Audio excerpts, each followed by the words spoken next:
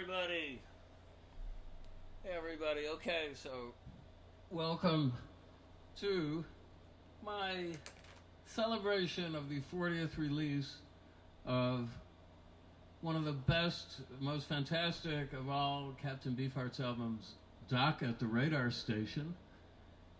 And I've switched the camera angle slightly. It's still a wide screen, but it's at a higher tilt because I'm going to stand up to play most of the music I'm going to play because it's just easier. It's kind of a very strenuous music, but a little background, you know, I started out completely as a fan of this guy and his band. I saw their very first show in New York City in 1971 at a little mafia-type club up on the Upper West Side called Ungano's, where they did a 3-night stand. This was the first time Captain Beefheart, a.k.a. Don Van Vliet, ever played in New York City. And I came down specifically with a couple of friends of mine, Stephen Hendel and Bob Rubin, to see this show because we were all fans. And it did not disappoint. It was perhaps the greatest concert I'd seen in my life up to that point, and I had seen the Rolling Stones with Brian Jones in 1965, and a ton of great music, needless to say. But this was, to me, head and shoulders beyond that, and it was so exciting and thrilling as a spectator to see Don with his great band, who all looked like mythological creatures, cavorting around him. He was sort of the barking ringmaster in the middle of this orchestrated chaos. I said to myself, and I must have been 19 years old at this time, if I ever do anything in music, I want to play with this guy and this band. And if you know me at all personally, you know I have a very strong will. So I did eventually achieve that, although it took a few years.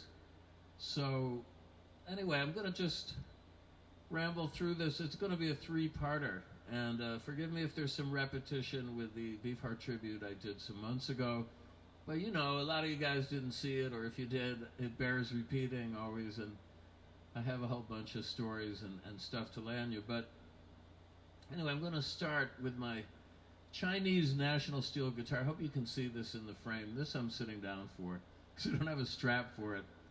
I'm going to play the very first tune that's on the very first Captain Beefheart album, which was released in 1967.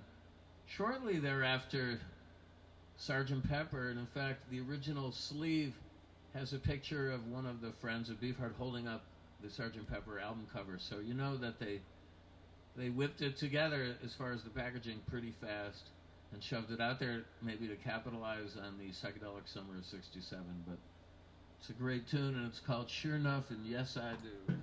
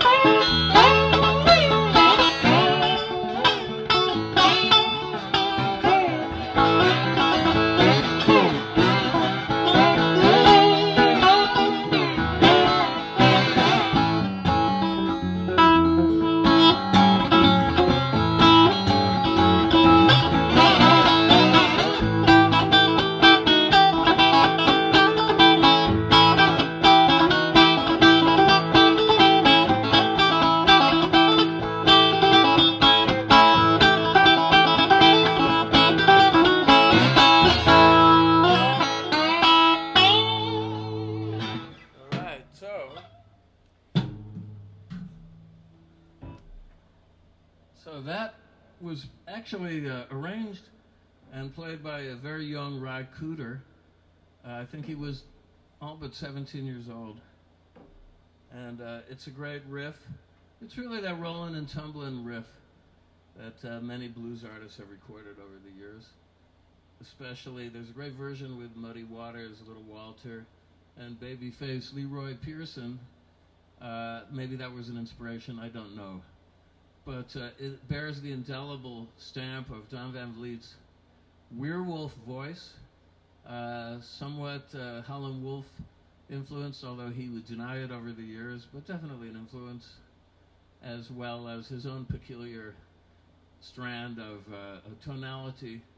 Very beautiful piece. So, anyway, I was a fan going back to hearing the second album, which I wasn't all that sure of, but then when Trout Mask Replica hit the stores, I picked it up. I said, I gotta give this guy another chance. I didn't hear the Safe as Milk album, the first album, until well after that. It just didn't exist. I never saw it in my hometown of Syracuse, New York. I think they might have got one copy only, and then some collector snagged it. But I didn't see it. Trout Mask, though, was in the racks, and it was given a push because it was one of the first albums to come out on a Frank Zappa's Straight Records, which was a new label deal he had with Warner Brothers. And Captain Beefheart was his buddy from growing up for a period of time together in Lancaster, California, out in the high Mojave Desert, about an hour and a half from LA. And he rolled his old friend and gave him complete artistic freedom. And the band woodshed and lived in a house together. There are a lot of stories about this. John French has covered it pretty extensively in his book, Through the Eyes of Magic. But they emerged after a long period of rehearsing and laid down two magnificent discs, which have stood the test of time. And in fact, the album was selected to go in the actual Smithsonian Institute of recorded music, of at least Smithsonian-approved canonical music, which is some achievement, especially as he went on, Don did, on the next album to do a song called the Smithsonian Institute Blues, which I'll probably play later on in the tribute this week. But anyway, then Don had a long progression of albums. There was an episode a couple of years later known as the Tragic Band era of two albums that mostly the hardcore Beefheart fans didn't find up to snuff, to put it mildly, but there's still some good material on them and some great performances. And then there was a flurry of misinformation because his manager at the time was seeking his arrest, I guess, on a bench warrant because Don had evaded a contract. He got in a heavy-duty lawyer, Brian Rohan, to disentangle himself, but he managed to sign himself simultaneously to Virgin Records and to Warner Brothers Records for this kind of comeback album called Shiny Beast, which was not looked on very favorably, and there was another lawsuit and a court case, and the outcome was that Virgin got him for The World. But the album that came out, Shiny Beast, in parentheses, Bat Chain Puller, is a classic, and I'm gonna stand up and deliver one of my favorites, the last song on the album, which is called Suction Prince.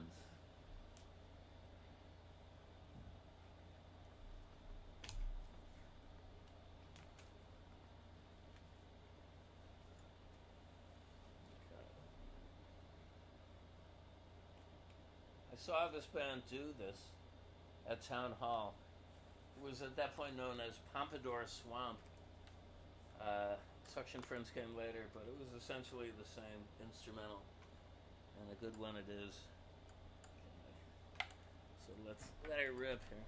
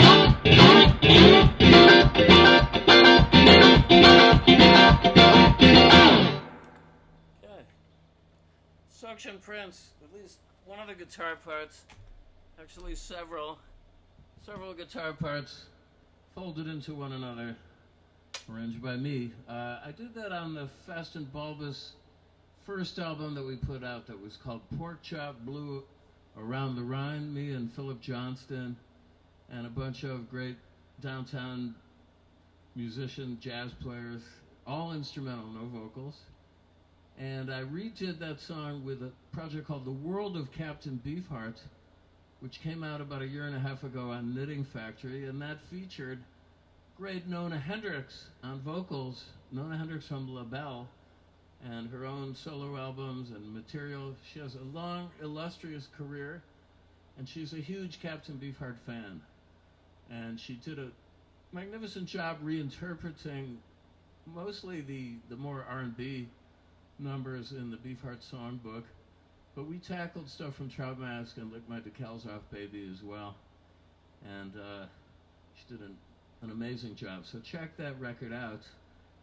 She's not on this number, but my bandmates, Jesse Krakow on bass, Jordan Shapiro on keyboards, Richard Dworkin on drums, did a fantastic job. I love playing with these guys. Hopefully we will be playing again. There was talk of us playing at a festival that the Bang on a Can guys are putting together, and that festival got postponed when we went into lockdown, but I hope they rebook it when we come out of it, but who knows when that's going to be. So in the meantime, here I am to entertain you a little bit and talk about Beefheart. So this record, Shiny Beast, I actually reviewed for Crawdaddy Feature magazine shortly after I arrived in New York, about a year after that.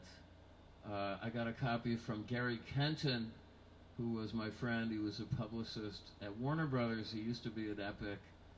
And he was once upon a time married to my friend Susan Blonde, but that's another story. So Gary sent me the record, and the band came and played at my father's place out in Long Island, did a very memorable show out there.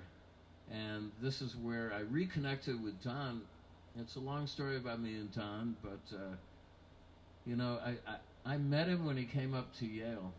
And in fact, I posted a couple of weeks ago an interview I did over the phone when he was scheduled to come up there to perform. This is circa the Spotlight Kid album in January '72. So I was tasked with the mission to interview him. And you can hear on this thing, which is on SoundCloud, if you can't find it on my timeline, it's on SoundCloud. My voice is trembling a little bit because I'm about to talk to my hero, and he had been in Rolling Stone on the cover the year or two before, so he was a major figure, you know, also mythological creature, you know, in my mind anyway.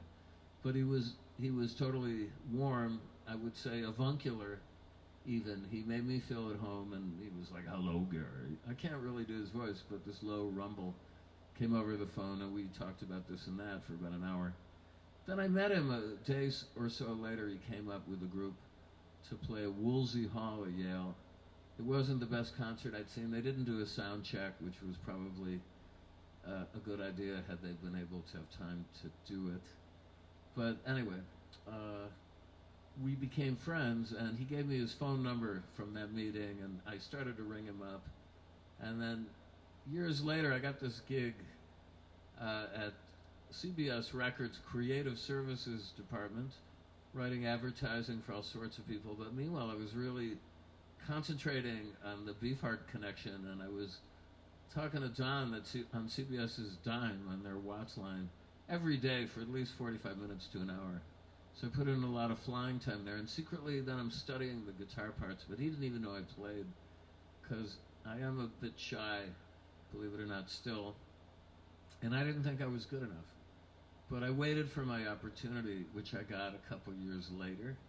I was on my way, I'd graduated from Yale, and I was on my way out to Taiwan to work in a family business, to attempt to work in the family business, but mainly to have adventures and put my own band together. And he came up to Syracuse while I was studying Mandarin Chinese with a student to do a show as a special guest of Zappa's So I thought this is something to see because he had said a lot of, shall we say, controversial statements about Frank. First of all, they were total friends, but I guess Don felt abused, maybe a little jealous of Frank. And so they had a schism there, but then Frank offered him a spot when no one really was sponsoring Don, and he was being chased by a former manager. So, Frank really helped resuscitate his career there and gave him a showcase in the show on a tour known as the Bongo Fury Tour. So I met him and, took him out for a spare ribs after the show. That's when I made my move. I was in this backyard barbecue operated in the ghetto of Syracuse by an older black gentleman named Tobe Irwing, E-R-W-I-N-G, chowing down on ribs and white Wonder Bread with his special sauce of, I guess it was liquid smoke and Tabasco, maybe some blood in there, I don't know. And the guy I'll never forget, a pistol in his apron. It was a wild and woolly kind of a midnight scene, and Don was loving it. He was singing the blues. So in the middle of this, I said, Don, by the way, if you ever put a band together again, I would love the opportunity to audition. And he looked at me and he said, man, why didn't you tell me? You play the guitar? I had no idea. All right, bring your guitar up to Boston. I'm playing there on Friday with Frank. Meet me at the stage door and, you can audition for me. So I did. I took the Greyhound bus up to Boston, and I crashed with my friend Bill Mosley, one of my best friends from Yale, who was also a Beefheart fan. I hope he still is. And then I went off with Don after meeting him up to his hotel room, played for him, and he said, yeah, we're going to do it, man. Okay. So I was like, I had a ticket to go to Taipei, Taiwan, within 2 weeks. But had he said, okay, here's the plan, just move out to LA or blah, blah. But he wasn't going to do that. I mean, it isn't very practical to have bands with people in foreign countries as part of your band, I learned. Other people, maybe have had better experiences with it, but you have to have very deep pockets to be able to afford the rehearsals alone. Anyway, I did feel, though, after this encounter that it would happen, but it was just a question of time. Kind of like Ronnie Wood when he saw the Stones. He said that when they played at Hyde Park after the death of Brian Jones, he said he was there and he watched it and he just said, okay, guys, one of these days I'll be up there on stage with you. So that's kind of how I felt, okay, I passed the audition, but now I got to wait for Don to give me the nod, which he did in late 79, and he said, okay, I want you to play on my next record. At this point, he was poised to make Doc at the radar station. Now, this brings us all the way up to that. That's my little background to prepare you for this. So he met with the core band, which was Jeff Morris Tepper, my friend, great guitarist, one of the best. Robert Williams, maybe the best Beefheart drummer, though I don't know. John French is pretty damn good, and certainly French had more seniority in the band. But Robert was very strong, and I toured with him. He really hits him hard. And he had also on trombone the great, blanking out, oh, you know who I'm talking about. Anyway, he gets all the work in Hollywood now, this guy.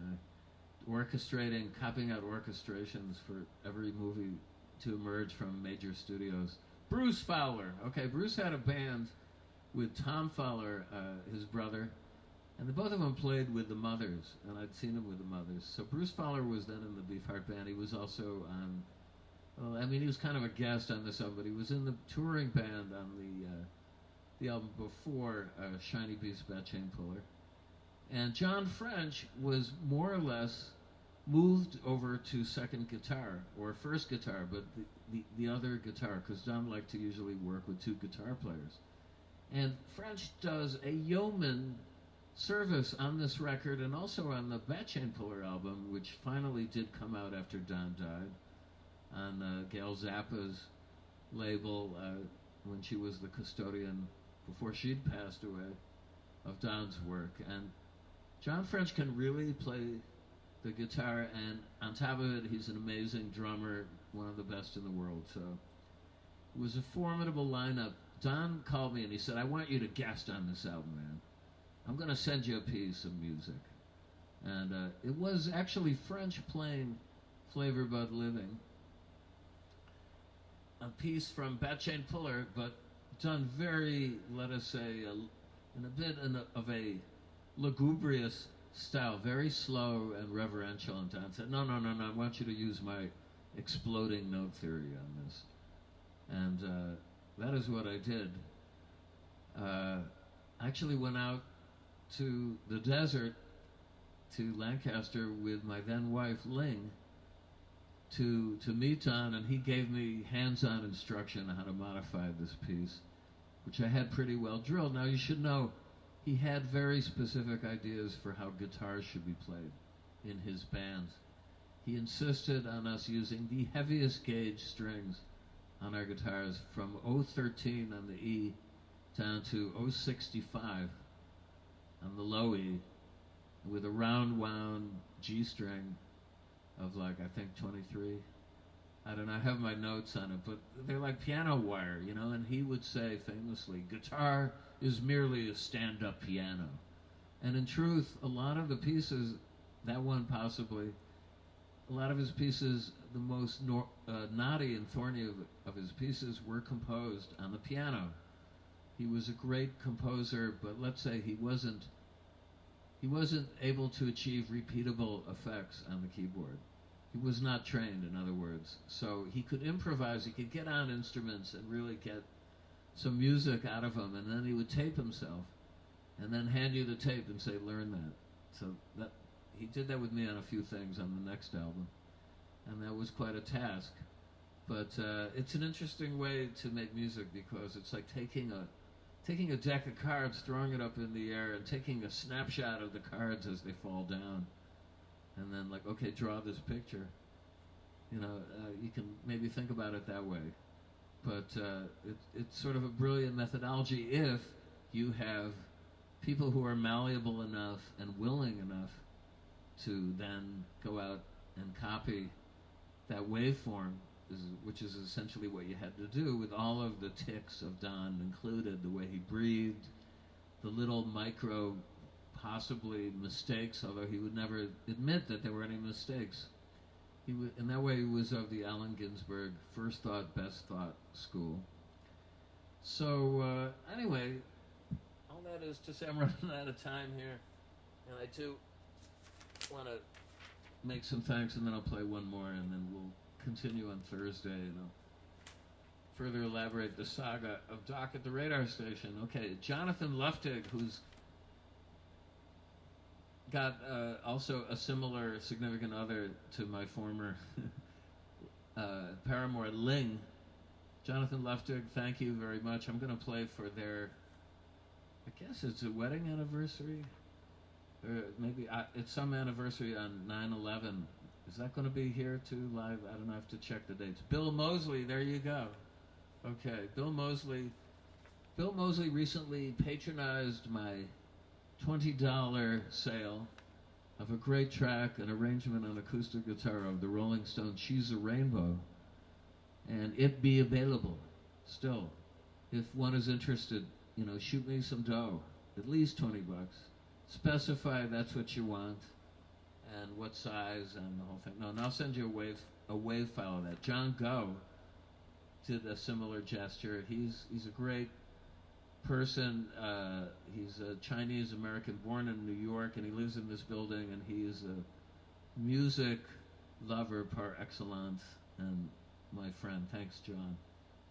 All the way from France, Alain Chauvat, who is sending me a tape of two Beefheart shows I do not have in my collection, nor have I ever heard, and they're right after Jimi Hendrix died. And I think Don does a tribute to Jimi. I think one is recorded in Berkeley and the other one in LA. I gotta check, but hopefully they'll be arriving soon. Christian Sabo, again, man, thank you very much. And then my two guitar students, Mark Green and Eric Levine. I really so appreciate you taking lessons from me, and anybody out there who wants lessons in my peculiar form of guitar playing, whether it be on those Jeff Buckley songs I composed or the Beefheart canon, at least stuff that I played, I have under my fingers. Again, contact me. The email address is right at the top of the screen. Okay, so for my last number, I'm going to go back to Trout Mask. Okay.